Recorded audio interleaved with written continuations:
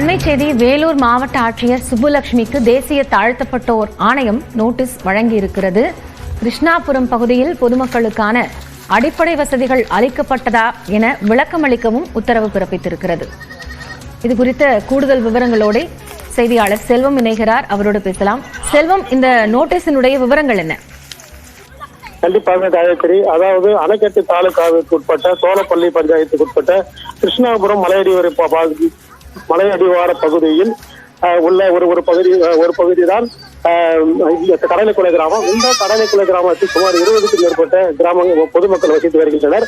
அவர்கள் அங்கிருந்து பொதுமக்கள் இருக்கக்கூடிய பள்ளிகள் மற்றும் மார்க்கெட் இருக்கக்கூடிய பகுதிகளுக்கு வர வேண்டும் என்றால் அவர்கள் பயன்படுத்துவதற்கான எந்த விதமான பாதையும் இல்லை. அவர்கள் மலையடியிலிருந்து வரும் மழை நீரானது செல்லும் துறை செல்லும் அந்த மழை நீர் செல்லும் பாதையிலேயே வர வேண்டிய சூழ்நிலை உள்ளது.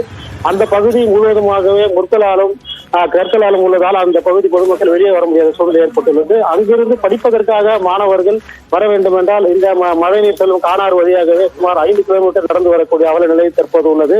இதன் காரணமாக மாணவர்கள் அங்கு இருக்கும் மாணவர்கள் படிப்பை கைவிடக்கூடிய சூழ்நிலை உள்ளது.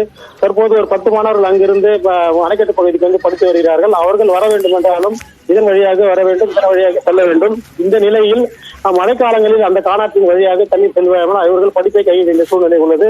இது குறித்து அவர்கள் பலமுறை மாவட்ட நிர்வாகத்திடம் இது குறித்து கூறி இதுவரை எந்த விதமான நடவடிக்கை எடுக்கப்படவில்லை.